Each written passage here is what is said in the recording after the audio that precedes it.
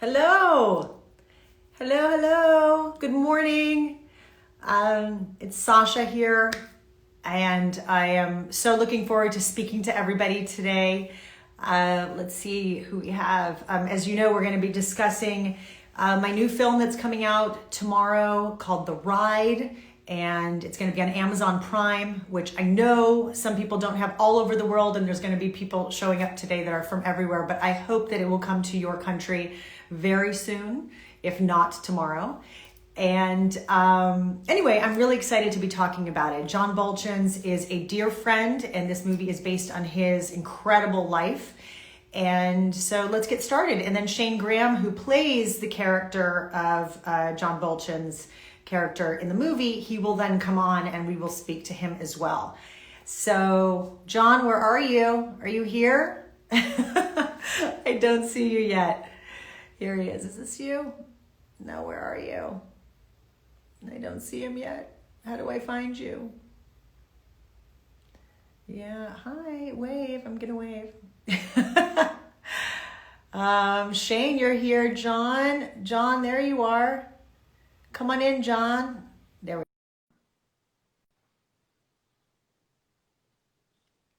go. We're waiting for John. He's almost here. Hi! Good morning. Good morning. How are you, my friend? Great, darling. Yourself?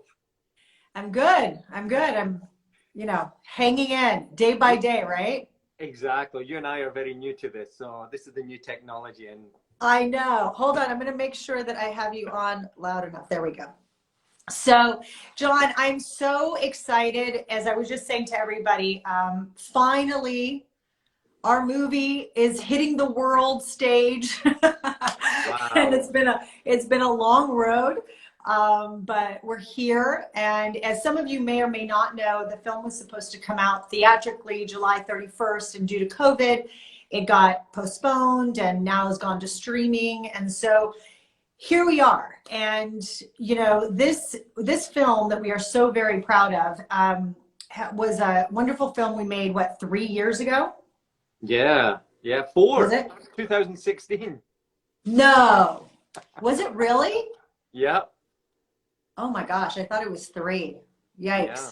Wow. Time flies when we're having fun. It does, well, right? we shot this film in Petaluma, California, and John is the reason that this film was made. This is based on his life, and it's an incredible life, and a life filled with just so much heart, so much heartache, so much of the ups and downs that any beautiful life has. And what I just want to say from the beginning is that it has been such an extreme pleasure for me to get to know you, John, over this time, the making of the movie and these years. You have stayed a friend, you have a beautiful soul, and everything that you have gone through has absolutely shaped who you are today. And I just feel really, really lucky and extremely blessed, as you know this, to have met you at all. So for that, I'm extremely grateful for this movie. And we're also really, really proud of this movie and what it has to say. So let's talk about one, how the movie came to be. I'd love to hear, just sort of, how this happened, and also talk a bit about your life and also the incredible work that you've been doing with adoption agencies and families and so forth to spread the message of this movie.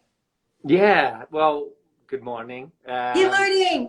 Sasha, I am so blessed to have you in my life. Honestly, you are such a shining star on this planet, and I get emotional even just thinking about what you mean to me in my life. And all actually started in 2014. So Ali Afshar, one of our producers, phones me up and he says, "Yo, John, I see this bike you have designed. I designed these very limited edition bikes. And so I only do 400 across the world. And so I work for Harrow Bicycles, and we did this bike. And so as I was talking on the phone going, yeah, okay, you're from Hollywood, whatever. And so I put him onto my sales department. He got a bike, done. 12 months later, 2015, he says, "Yo, John, why didn't you tell me you've got this new bike?" And I said, well, I told the world, Ali, sorry, I didn't call you. And so he says, look, are you free for lunch? I want to come down. So he drove down from Hollywood to my office in Vista, just North County, San Diego. And we went out for lunch. And he said, so John, how did you get into BMX? So we're sitting there having a sandwich.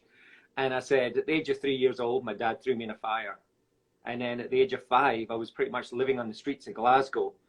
I was sexually assaulted at 5 years old, and I was too scared to go home. And at 7 years old, I tried to kill my father because he was beating my mum up. And I was locked up, 24th of December, 1979. I was brought up to be this little racist kid. I came from domestic violence, racism, child abuse, alcoholism, and I was adopted by a black father. And he was like, what? How does this happen? So that's how the whole movie came about. We were just having lunch. He was a fan of the bikes I designed and introduced me to everyone that we know today. So it's absolutely brilliant.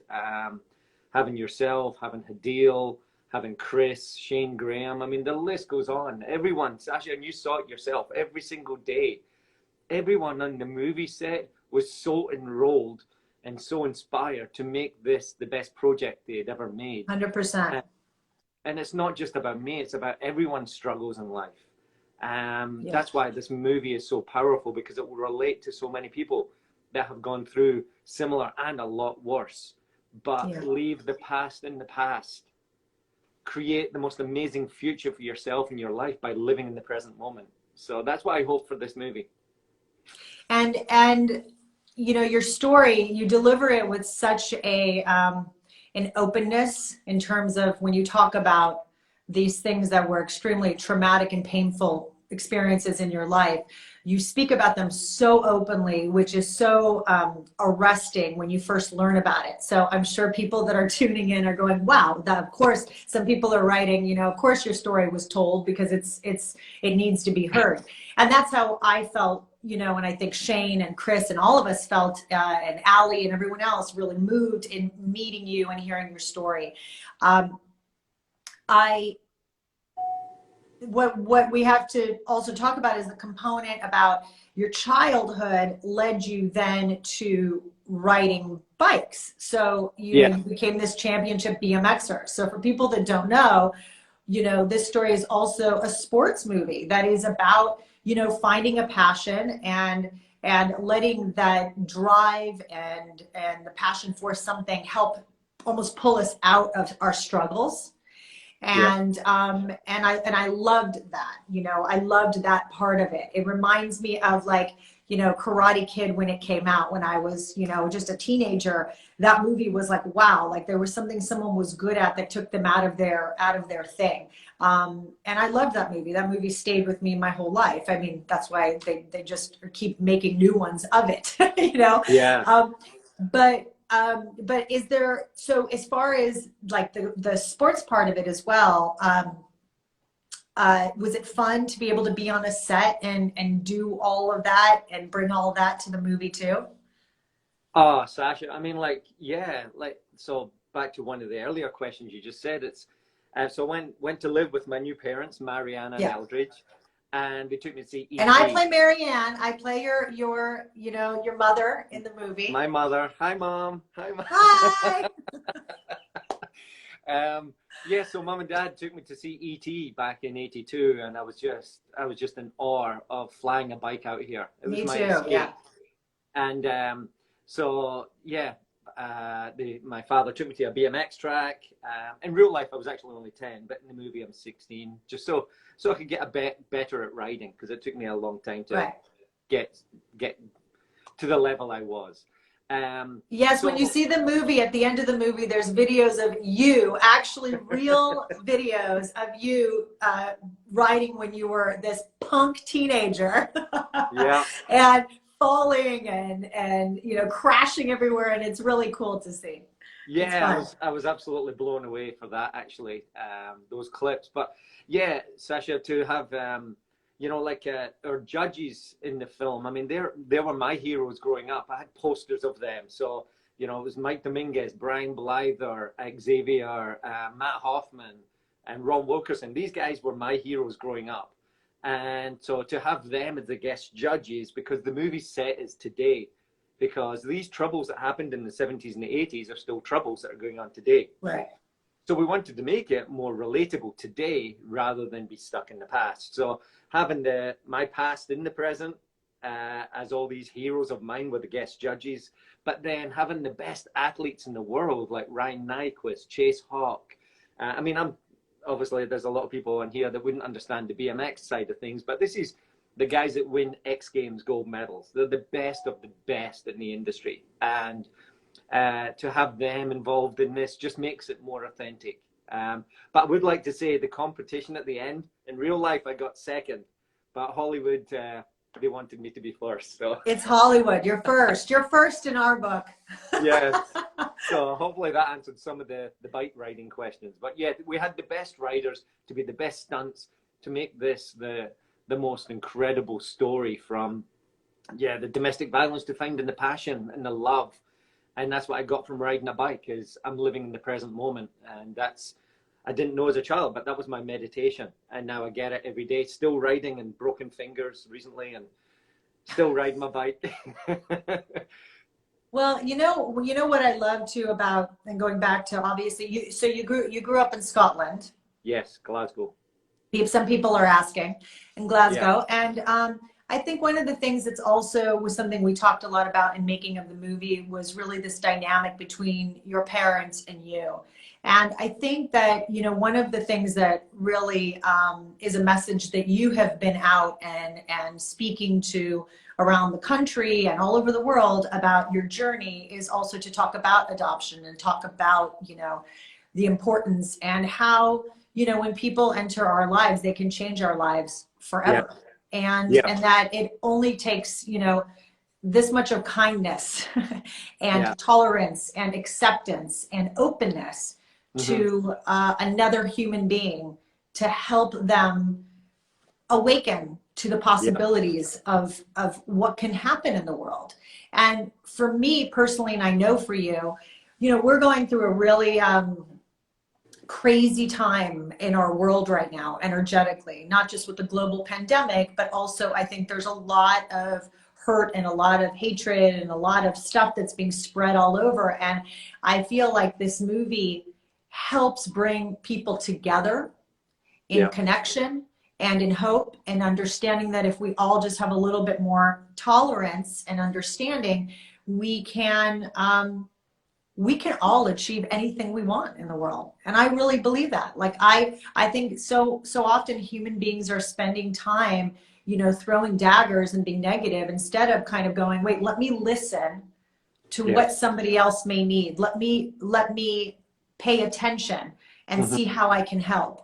And in the movie, there's a scene where Chris Bridges, Ludacris's character, sees John struggling to ride the bike that he bought him. He didn't even think that this boy didn't know how to ride a bike. And so out of his generosity, he buys him a bike, and then he sees him through the window and realizes, oh, this kid doesn't even know how to ride. And that whole area of the movie of him giving that bike it means so much more, because it's about just listening and paying attention and finding in that moment what that boy needed. Yeah. Can you speak a little bit to, like, I know there's a lot of topics in here, but can you speak a little bit to this idea of the messaging of what that means to you? I feel like I've now shared sort of what I think it means, but you've been out really pushing this message. What's your, why do you feel it's relevant right now, this movie, and what it means to you to be out in the world? Yeah, Sash, I mean, for the longest time, and I'm not joking, into my early 30s, I was rejected. I was abandoned. My biological parents didn't want me and everything else. But once I realized that being adopted, I'm the chosen one. Like, I was chosen. So I wasn't a donation from my father, or biological father, or whatever. I was actually chosen. Marianne and Eldridge chose me to be their son. And I remember that scene. We were in the restaurant, so it was just yourself, Chris, and Shane. Jessica was there as well. And you pretty much proposed to John to be, my new parents. And that's exactly how it happened. My mum and dad, we were out to dinner. and basically they proposed, said, you know, we would like to be our son. Would you like to be our son? And so little things like that. So it's the message of, yeah, like going through foster and adoption and everything else, that you are the chosen one. Because we go through all these, we're meaning making machines. We're always making a meaning of little things that had happened here, there, everywhere. We can't change it. So I think it's more powerful to be chosen. I also share the story of basically being a victim. I can play the victim card for so many years and you get surrounded by victims, but I turned that card around and started to become an inspiration. And that's what I want this movie to be as well, an inspirational story that will live on forever. I really believe this story will it will have its own legs. You know, we've had the struggles as we have. I agree. The pandemic and everything else, but this message is too powerful and it will relate to everyone.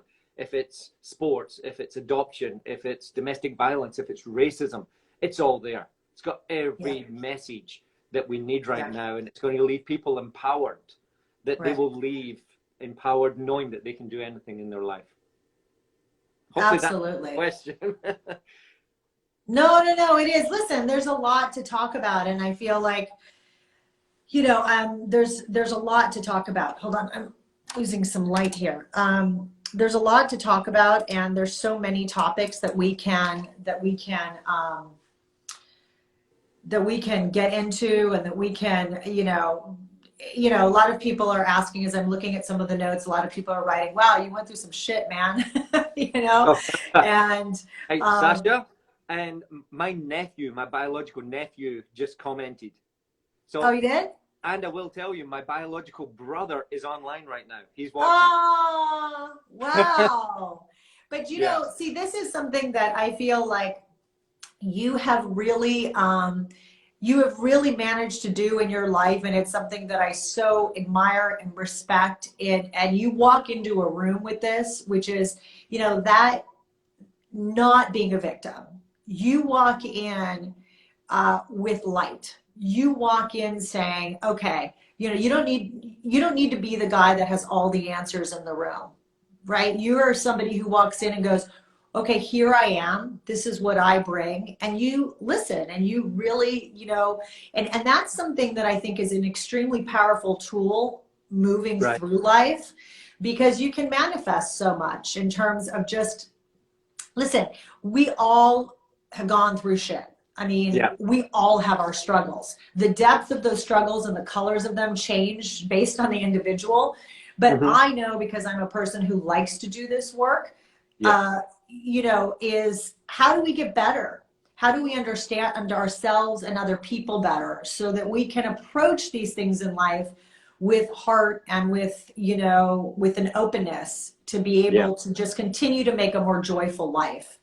And that's one of the things that, you know, when we first watched this movie in the screening, I remember at Warner Brothers, and when the film ended, Chris sort of leaned over and he grabbed my hand and was like, damn, you know, I was crying, and I felt like it was just such a symbol of hope.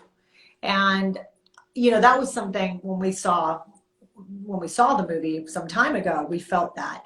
And now more than ever, I'm like, wow, you know, I know that it's taken a while to get here, but I'm so glad it's here. And if we can continue to talk about that and send that message out, then I'm all in, you know. 100%. And now, go ahead. And Sasha, honestly, because the viewers here, I want to acknowledge you. My mum's friends, even my mum's, so we had a private screening last year in Scotland to 200 of my closest friends and family. And my mum's friends. Yeah, I remember. Yeah, you did the special video and everything. And from my mum's friends that she's known since primary school. Now my mum's in 78 next month. To my niece, not my niece, my little cousin. So she was actually at Warner Brothers that day, and she was in tears.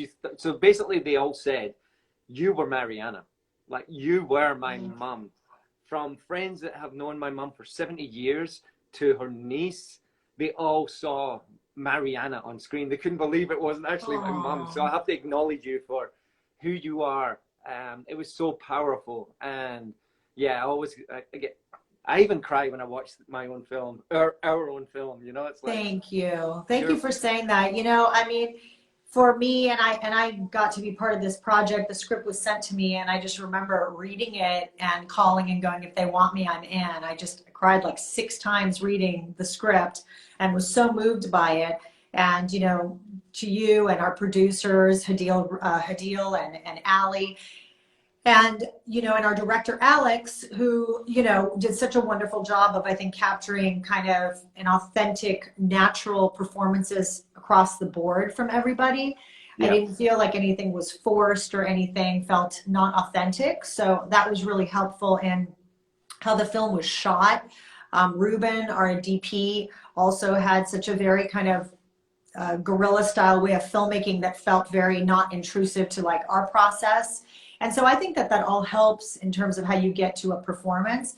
But it also helps when you have the man who can sit there with you and tell you about their mother and tell you about things about her that captured his heart, because then I can read it and have an interpretation, but it may not be exactly what you imagined. And so when those two things come together, for me as an actor, that's the biggest compliment, is to say that I captured that person that touched your life in that way. So thank you for being on set and also helping me reach that, because, you know, sometimes nobody talks to you and then you're sort of alone trying to figure out, am I going the right way? Am I not? You know, so. It was amazing. And Sasha, I remember one scene, it was actually right at the beginning, and you're driving and Chris is in the passenger seat. So you just brought John back from juvenile detention center, bringing him home. And so we're filming like for 4 or 5 hours, and you're driving, and then Ali turns up. No, she can't be driving. I was like, but my mom and dad are equals. They're a partnership. And that was so important to show that as well, that you both are 100% a relationship. It's 100% you and it's 100% my father. And that showed as well, because you shared driving, you shared responsibilities. That comes across on the screen as well. Showed you how powerful you are. Well, thank you. But isn't it interesting that Chris didn't have a problem being in the passenger seat, but Ali had a problem with him in the passenger seat? Can we talk about that on the next IG Live? Exactly. Masculinity in America. It'll be interesting to see, actually. I'm looking forward to seeing everyone's comments after they see the film. Definitely. Yeah, no, absolutely. Absolutely. No, I agree. We should do a follow-up when people have seen the movie, and maybe they're going to have more specific questions about their favorite moments or things that, you know, that we can talk to them about, because once you've seen the movie, I think that you can sort of go, oh, those moments, and that was my favorite, and, you know, whatever, however that works out for them. One other thing that I wanted to just point out before people see it is that you play your father in the movie. The biological father. Your biological father in the movie, who, you know, obviously I mean, I don't know how exaggerated it is or not, but it was changed, but he's an abusive man, and you played him in the movie. And I remember, because we worked on this together, it's something you decided to do. And then when you were getting close to doing it, the panic of actually having to embody that kind of anger really threw you. I mean, and you had to kind of work through that. I'm shaking right now, actually. You're bringing it back to me. I remember we're back at the hotel, and you were helping me with my lines and everything, and you were pushing me to get that evilness out. And I had never been there. I mean, the credit to actors that can really get deep into that character and be believable. Like, I mean, in recent times, it would definitely be Joaquin Phoenix is the Joker. I felt him transform. I mean, that. Oh yeah, he's amazing, amazing. That's powerful. Like, to be able to do that, and so for me to try and be that person.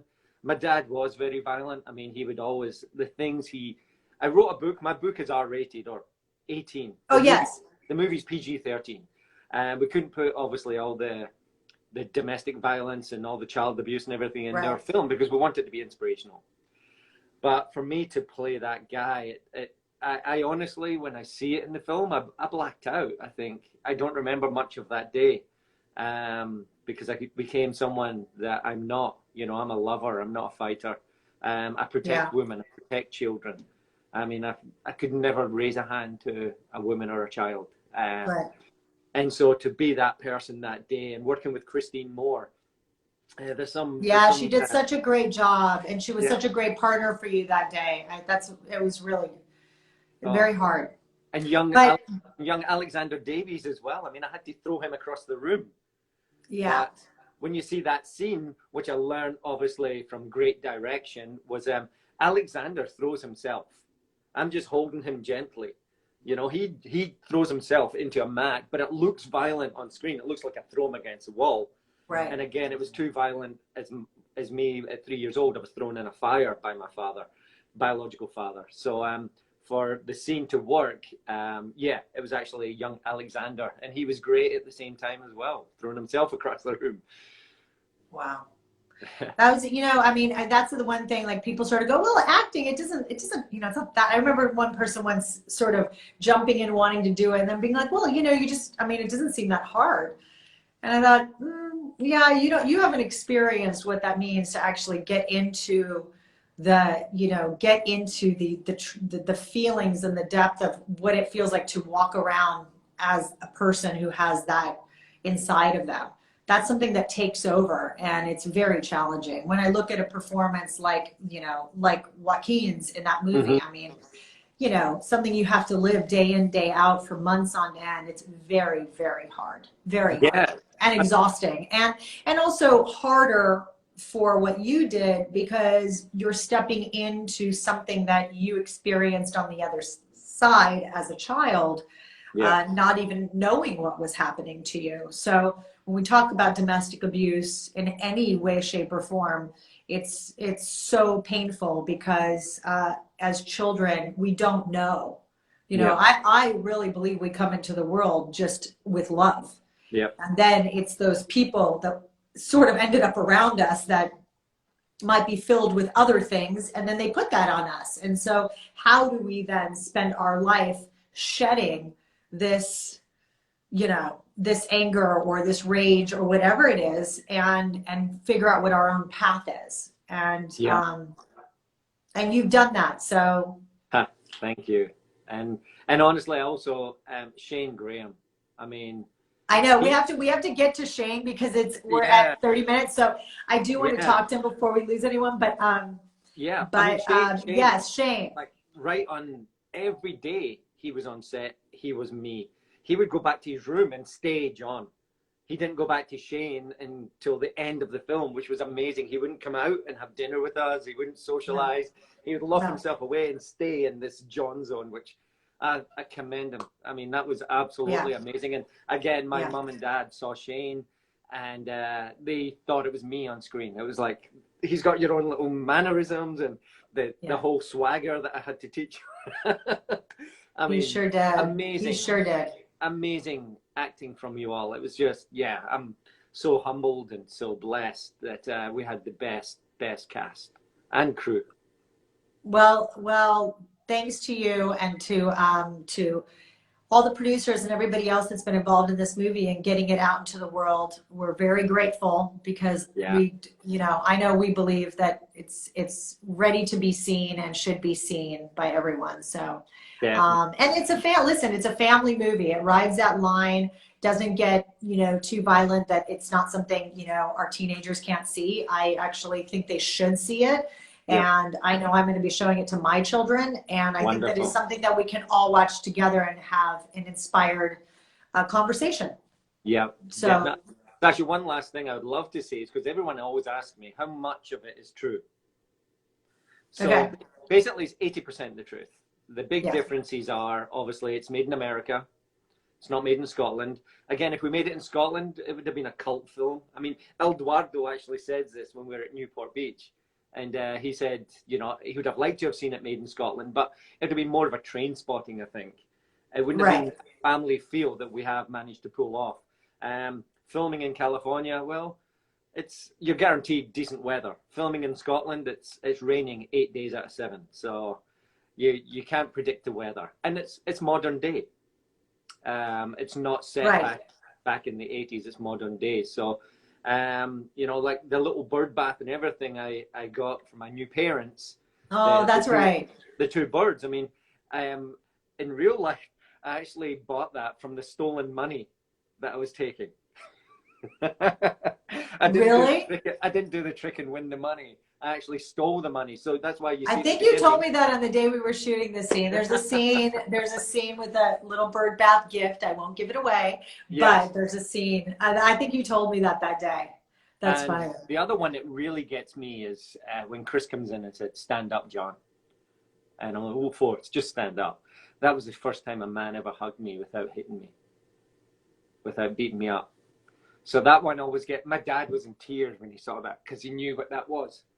So Oh yeah. yeah, you'll understand that. Well, we'll save this. We're going to reconvene next week. We're going to give people the opportunity to see it, and then we can redo this and we can talk about specific behind the scenes moments and Yeah. things that people love and appreciate about the movie that we do as well, and we can continue talking. Perfect. Well, bring on Shane. Get me off of here. I'm sending you big kisses. Love you. Bye. Sir. Talk soon. Love you. Bye. Love you. Bye. Okay, how do I do this? Okay. I don't know. Hang up on me. How do I Shane, how do I in. hang up on you? Ah. Do I Let's hang see. up? Does anybody know how I hang up?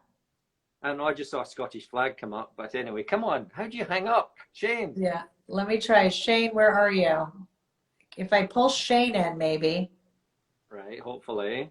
Sorry, people. As I said, this is their first time. Okay. Here we are. Shane, Shane, Shane. Where are you? How do I find you? There you are. Okay. Go live with Shane. Did I do it? Hi! Okay. Hey, what's We did up? it. I'm so not tech savvy. I mean, really, you would think that I would know how to do this stuff, but I'm like the worst. Same. Hi, I was Shani. honestly, How I are didn't you, know how to get sweetheart? on. I was like, ah, I know. hey, How are you? I'm good. How are you? I'm good. I'm good. Happy to see your face. Yeah, it's so good to see you, Mama. I was watching John. I'm sitting here getting emotional, and then you're like, all right, we're going to switch. And I'm like, I know, oh, because no. you know what? Don't you think? I mean, I want people to see it, and I feel like we can reconvene after people have seen it, and we can really talk Yeah. deeper. But Yeah, it's I'm thinking hard Saturday. because, I mean, we could sit with John and spend days diving into incredible, just the incredible life that he has led and what he is doing out in the world. And I feel like we need a whole other session to just talk about what he's been going out and sharing his story with people and all of that. Yeah. And so No, I agree. He's doing so much for, adoption, and he's an ambassador, a brand ambassador, and he's just phenomenal. He's really great. and author but and hi. his book, which I will post about Yep. when we're done and put out there That's a for good people read. to be able to read. Yeah. So listen, as we were talking about some of the different, the different wonderful moments about making the movie, because we did have such a great time. As you heard, John was saying that, we didn't get to have lunch or dinner with you often as you were playing this role because you were, immersed in this character. Yeah. Rightfully so. And you didn't want to skip a beat. And it was well, you can tell us in your words how you felt about playing John. Yeah, sure. But my experience was that you definitely, there were so many different colors in this performance, and you're so wonderful in the movie. And there's so many things to do. And when you're shooting a film, you're never shooting in the exact order that the film comes in. So there are days where you were going from a lot of anger and pain to actually trying to find some hope. And so being able to balance that is really hard to do when you're shooting. Yeah, it was, and very out of order. But something I've always done with filming is I ask for the one-line schedule way ahead of time, like a really annoying AD. I email the director, producers. I'm like, give me the one line. They're like, we're still working on the schedule. Give me the one-line schedule. And they send it to me, and then I will handwrite all my scenes in order of when we're shooting, and then start blocking out how I'm going to study. And so I take a lot of time. I put a lot of work in acting did not come naturally to me. Like all throughout my childhood, I was auditioning and getting on little things, and I was awful. And I had to go and train and train and study and train and train. And so for me, studying makes it work. And for The Ride, it was my first lead in a film. And so I felt a lot of responsibility. Like I set the tone. I have to do this perfectly. And so I delved into kind of a Strasberg zone with John, because I don't really, as far as his personality as a kid was concerned on script, I'm very social. I like people. I talk to everybody. And so for me to be so off and have hate in me, but it's more fear. It's, everything's justified, And so what I did was I isolated myself a week before we shot. And then when we got on set, I isolated myself. And I was very focused on just staying alone, feeling lonely. And it helped a lot. And it was exhausting, but it helped a whole lot. And so once I get on set, I could just be in the zone, be in the moment, and not and not ever break, not ever feel like I'm not in it. And they actually did a really good job. Whenever they were doing the filming, they were so hands off. Like we were given a lot of space to live and be truthful in the moment. And so that helped also. But then as soon as we were done filming, I can't go out. I gotta stick to it. And that's what I did. Yeah. And I think it translated, because I was, by the end of the shoot, I was done. I was dead. I wanted to say hello to everyone and hug everybody.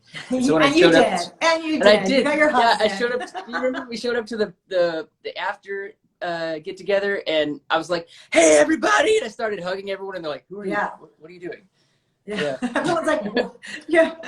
But I also remember how emotional the scene was, which we shot towards the end, which is the scene where Eldridge and Marianne, I mean, you're given the adoption papers.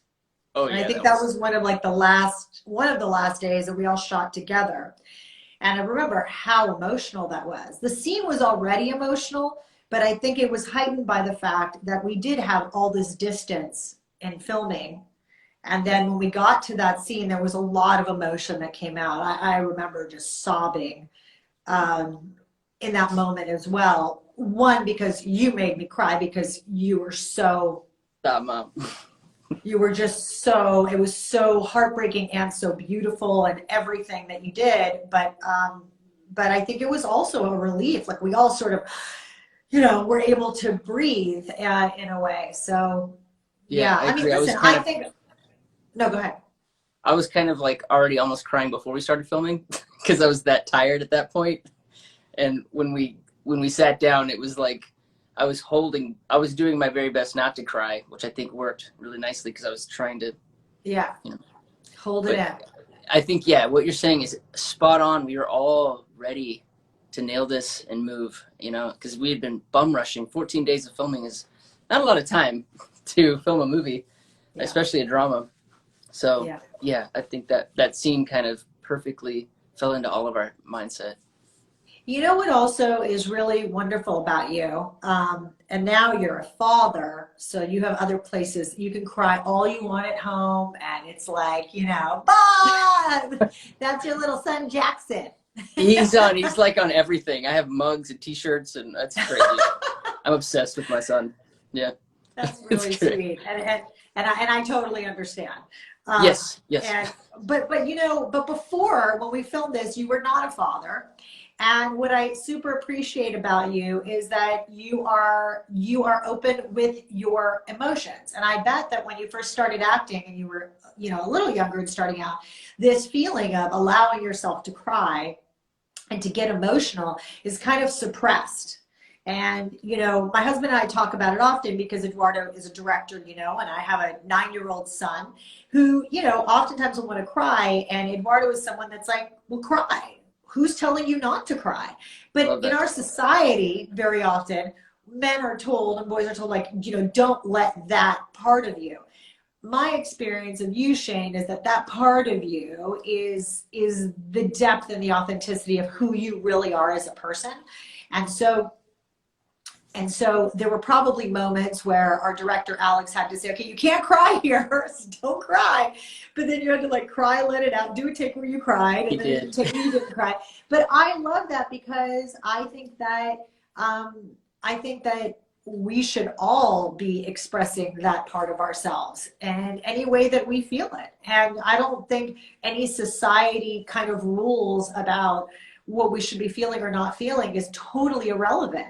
And so back to your performance, one of the things I love is that the holding back of all of that and then releasing of it, I think is so moving throughout and is one of the reasons that this film becomes very, very emotional. And my experience of watching it was very emotional thanks to your performance. No, it was also you. Oh my gosh. Bravo. So when I watched the scene where I don't want to give away anything, when you were explaining to me a backstory and I was taking that in, you just broke the dam in me. I was not planning on crying in that moment. I was supposed to hold it back and process and realize where my judgment was and how I was wrong and move to the next sequence in the film.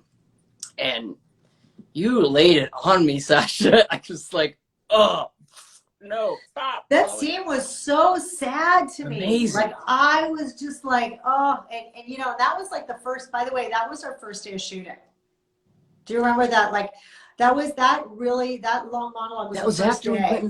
That was after we were in the house, and then they set up. Oh my, yeah, that was and I day remember one. being really freaked out about it. But you know, when you read something, as an actor, we read it, right, and we get the whole script and the whole thing, and then we look at sort of what's our character, what do we have to do? Yeah. To me, that moment of talking about Eldridge, played by Chris Bridges, by Ludacris, who plays the father, this is a moment where we talk about his history and how he was, really bullied and, and accused of a crime he didn't commit as a young Black male living in the South. And that the pain of that story was so well written to me that it was enough for me to completely, like, I'm not sure I was acting. I'm not sure because all I know. You were in the moment. No, that was saying those words Meisner was enough. Oh my God. It was that scene. And by the way, it was the first day, so I was completely nervous and freaked out about it, but I felt like we were in it together. And again, as I said with John, I was really grateful to Alex, our director, and our DP Ruben for doing it in such an intimate way and shooting it in such an intimate way. Yeah. Because I felt like they gave us the space to be able to discover all that, and that was a big deal, So yeah, and it was really rewarding when we were done, and then we walked out of the room, and then John walks up and he's like, "That was perfect." And I was like, "Yes, that's all I want to know is that the man that actually it happened to, he feels it, he knows it." So it was cool having him there constantly, like, all right. And I was turning to him a lot while we were filming, like doing like scenes in the bedroom or whatever. I was always going, so at this point, where was your head at? And he's like, oh yeah. And he's so open and I can take it. All right, cool. Make sure my choices weren't off, because I know, actors, we make choices and then when the scene starts, it could just totally change. Yeah. And you just had to be in it, just be present. So that way, if it does change, you can go, you don't want to get stuck on one thing. And so throughout the film, I think there's like 4 moments where when I talked to John, I was like, okay, how I was feeling, it was wrong. Yeah. And you change it because you want to make sure that it's the right, story. Well, and it's also really nice when you finish a take and you have this person like John who, is not so like in the film business, walk up and be like, oh my God, I really believe that, because he's like the ultimate truth meter. Yeah. And it gives you a hug. You're like, this is all I need. This is all I ever wanted, was to be able to tell stories and have somebody hug me afterward and tell me I did a good job. It's true. Like, it was actually super satisfying to have that person. Energy. Have him there. Yeah. It was a lot, and we were talking about, him playing his father in it, and how challenging that was, and how, you know, oftentimes people sort of underestimate, like, oh, you know, you can step in and you can do this. They think what we do is not as challenging as it is. There's more to it. It's always surprising to me because, you know, if you're acting for your shampoo bottles, it's a little bit different, you know, because it's, you know, you walk in and set is a bubble. It's always going to be a bubble, I think. And you walk in and there's, you know, 60 people on, you know, payroll, and they're all staring at you, and there's lights, and there's a camera in your face, and everything's unnatural, and then you have to just forget it and roll with it. And it's not easy. It's unique. It's a unique thing to do. But it made it a lot easier with him being 10 feet away. It's like, I'm watching this. I'm watching. Pressure's on. We got to do this. So. Yeah, exactly. And what would you describe, like, what was one of your most favorite, I mean, first of all, what was it like working? I didn't even ask John because we didn't get into it, but how did you like working with Chris? He's amazing. He's so cool. No, really amazing work, honestly. I was already a fan of his before going into this, and then when I found out he was casting, I was like, oh, really cool. Okay, I'm excited. And yeah, the first scene we did, he rocked that scene, and he was so there and present, and I was blown away. And then that's how the whole shoot went with him, though. If he came on set, he was so prepared. He was an artist. He was an actor. Yeah. And he just rocked it, and it made it really easy too, because he's got a playful nature to him, and he put that into Eldridge, and so we end up with these great moments where he's improvising on set when we're doing a scene. There's a few things that are like when we pull up to the school, and I don't know if should I give away jokes in this. I don't know if I should. No, that's not giving it away. I think it's actually in the trailer. There's a quick moment. One of them there's a couple of them. I was thinking of a different one. But yeah, hey, that's my son. Where's the parent-teacher conference? He's throwing that out naturally, just being present and in it. And that's the kind of stuff that makes a film gold, you know. And also his drama, it's really good. Like the scenes later on in the film where he ends up, you know, there's an attack. Won't go into it.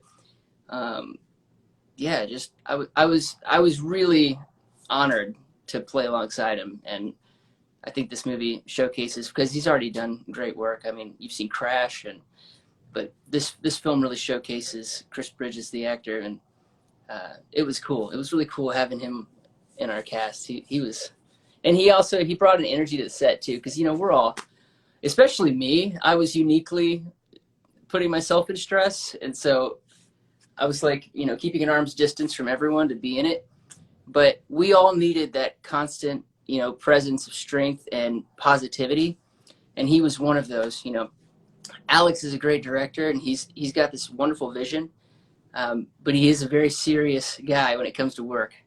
Except at lunch break, he's goofy, and so Chris being on set as that, you know, that yin and yang positive, like go with it attitude, kind of brought us all up and made us do better, because we were all comfortable.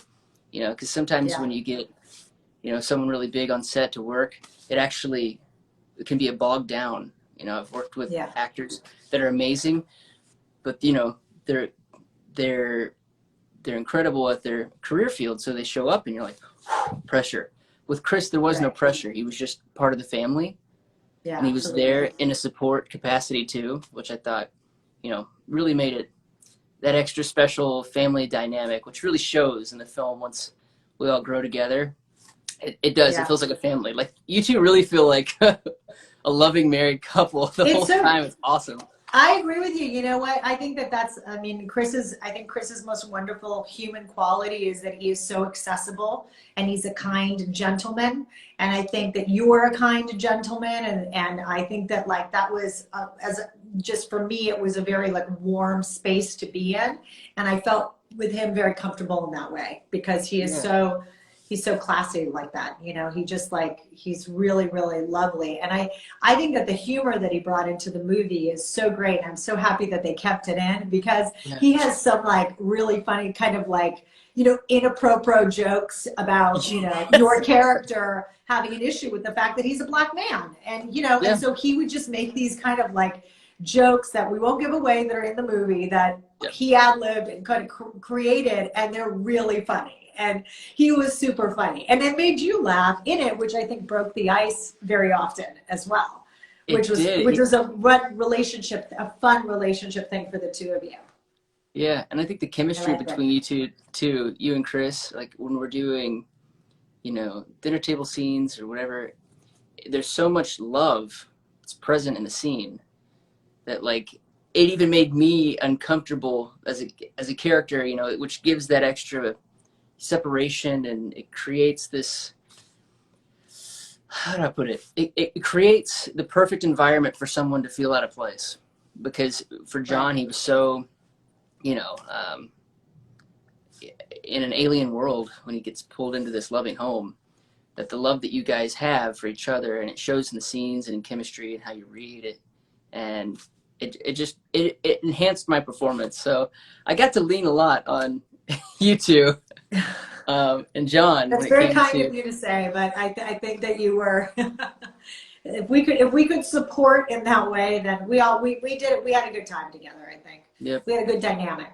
It was cool. Yeah, it was really. And cool. Okay, so in terms of its relevance right now in the world, are you? I mean, it's been a long road to get here. How are you? I mean, of course, you're excited for it to go out, but why do you think it's relevant and that people should be watching it right tomorrow? I think John hit the nail on the head with the messaging that's in this film. I mean, it covers hate, it covers racism, it covers family, it covers adoption, it covers that love is a choice and that love breaks barriers and it breaks down walls. And, you know, right now with everyone's a little tense, you know, there's a lot of hate being tossed, there's a lot of stress being gone through, and you know, I've got a lot of friends who are down and out from COVID, from other things, and it's sad to see all the pain going on, and you need, you know, you need escape that's positive and that's uplifting, and this movie pulls you in, and it's what we need right now. I mean, this is the perfect time. It's never been more relevant than now. So all these years of delay or things going on, it's coming out when people need it the most. You need love. You need love. Love will fix things. And I have people I know that need to see this film. They need to see this and get it.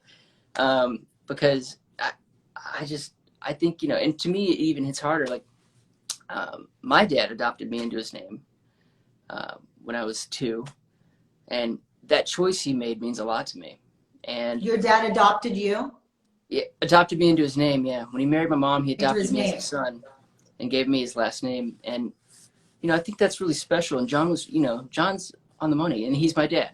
And he will always be my dad. And that choice is strong. See, you're right. I'm very emotional because I'm talking and I'm getting teary. But you know what? That's just me. That's honestly me. And we love you, Shane. Love you. You. I'm sending you a virtual hug if I could. I love, you know what? All right, I gotta tell the people this. Oh, no, go ahead. One night, we got done with a hard day, and you knew my process. You were very respectful and kind, and knew that I was just gonna go back to my hotel, go into the room, listen to emo music, and go to sleep. And that was my plan. But I get in the pass van, and there's a bag, Love Sasha, and it's In-N-Out, which I told you I love In-N-Out. And you'd bought me In-N-Out, and I was sitting there eating the In-N-Out like, I love Sasha. I love her. I'm eating the fries. And I made it all the way back to my hotel room, and I just looked at the bag. You worked so hard. You deserve In-N-Out. Who doesn't love In-N-Out? For those of you not in America, well, by the way, I don't even think it's all over America, is it? I think it's a California thing. California, there's like one in In-N-Out Burger. In-N-Out Burger is like one of the best burgers in California, and we love this burger, but they don't have it everywhere.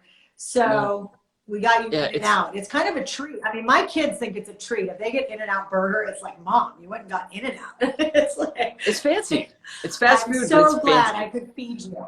That was awesome. I'm glad I could feed you. I will never forget that. That was really cool. Well, you worked your tail off on this thing, buddy, and I'm super proud of you and your work, and I admire your your discipline and your focus and your commitment to what you do. And I think that that really shines in this movie. And, you know, you've got so much that you're doing now, and projects that you're involved in, and stuff that you're going to continue to just, you know, you're very young. So you have like a lot of growth and time to kind of really examine the stories that you're going to tell. But I look forward to, as an audience, watching you do that, because you're going to be doing it forever. I know that. And I'm so glad that I got to work with you and have this experience with you. And I hope that we get to do it again together. I really do. Some people are writing that we look like we're related. So, you know. That's cool. That works, right?